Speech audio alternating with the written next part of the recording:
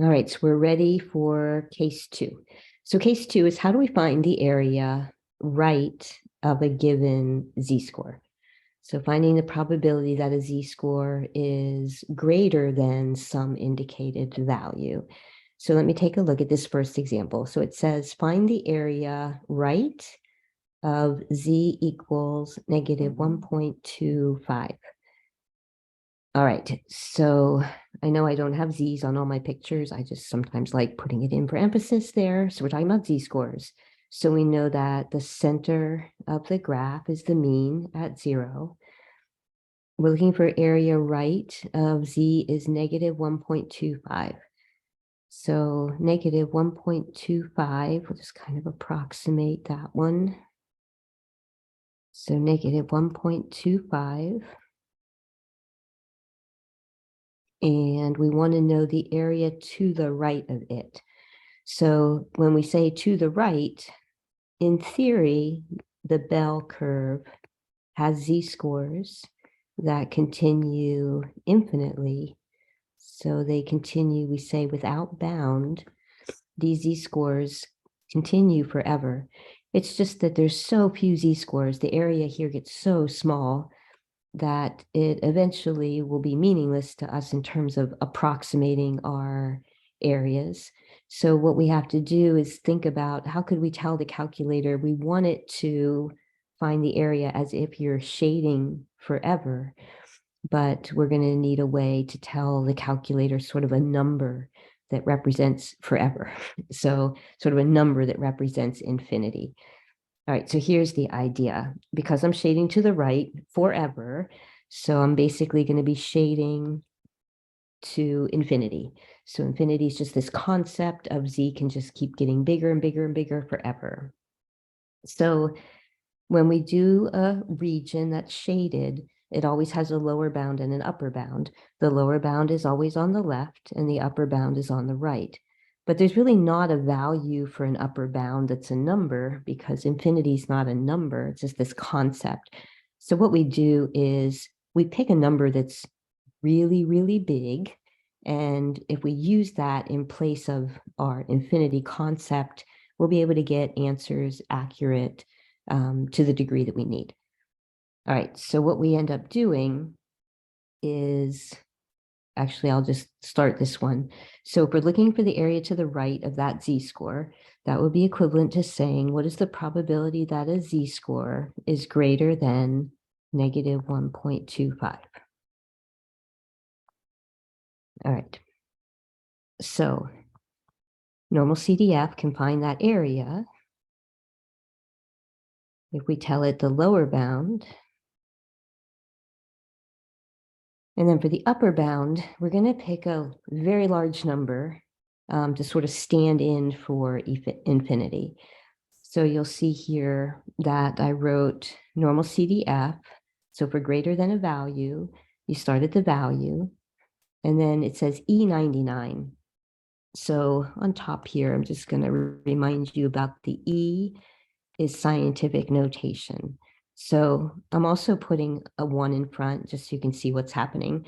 So 1, and then E99 indicates times 10 to the 99th power. So essentially, this would be a 1 followed by 99 zeros. And we are going to just say, you know what, let's just use that as a stand-in for this concept of infinity. So I think I even have a 1 with 99 zeros after it. There you go. That's a really big number.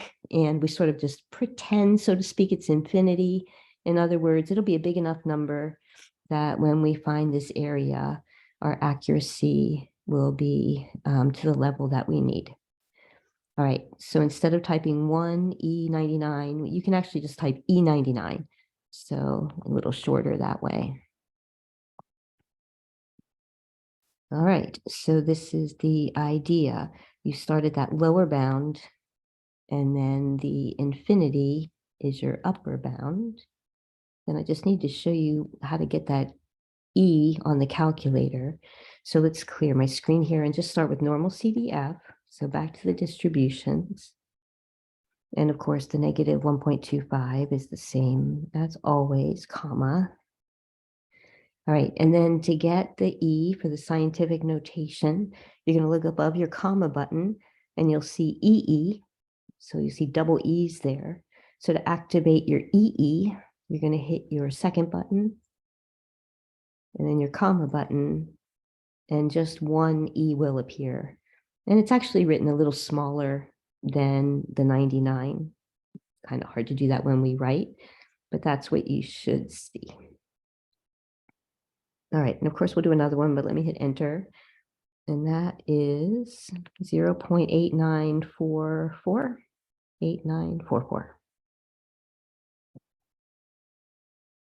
All right, now I am going to write that as a percent because I just want to emphasize here that being a little bit savvy when it comes to looking at these graphs is helpful. So in other words, we know that bell curves are symmetric. We know that the mean is in the center for any bell-shaped distribution. So we know that half of the data is left of the mean, half of the data is right of the mean. So it's helpful to look at these and ask ourselves, should our answer be bigger or more than 50%?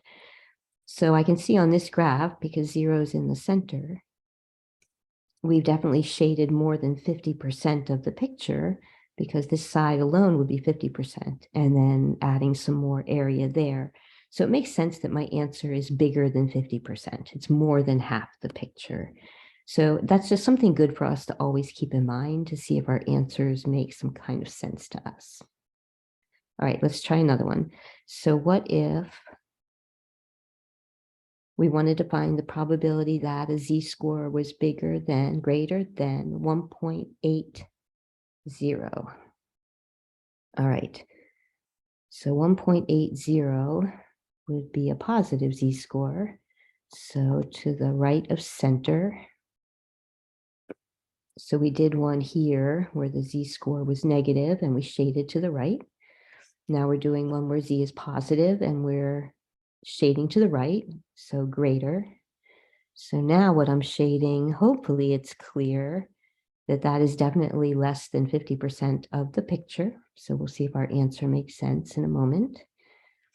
And because we're saying greater, we mean greater, that z, in theory, would continue unbounded out to infinity, but we'll need the way to tell the calculator how to represent that concept.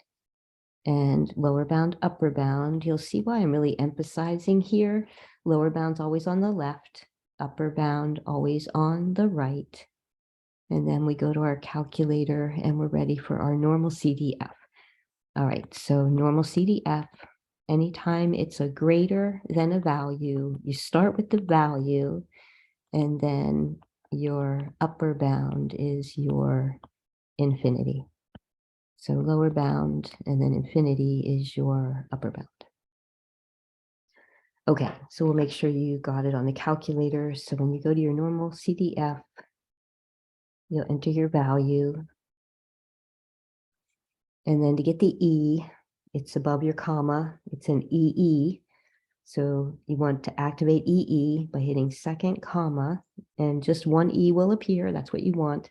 And then the 99.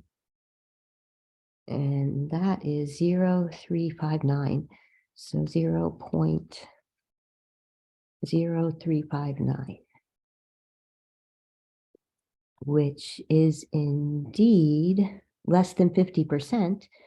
That's 3.59% of that picture. So a relatively small amount of your bell curve.